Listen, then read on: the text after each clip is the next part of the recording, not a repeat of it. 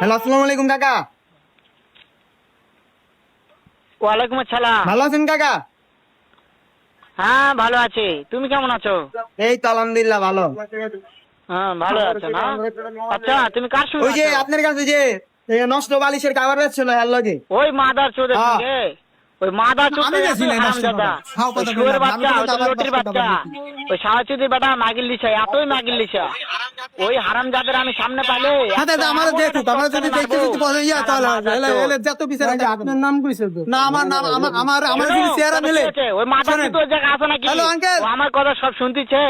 ওই সাওয়াচুদির বেটাকে শুনে শুনে আমি বেশি বলবো। না, আপনি আমার লই আসেন দেখা। শুয়োরের বাচ্চাকে আমি একটা এমন একটা চটকানি মারবো শালা শুয়োরের বাচ্চা, লটির বাচ্চা।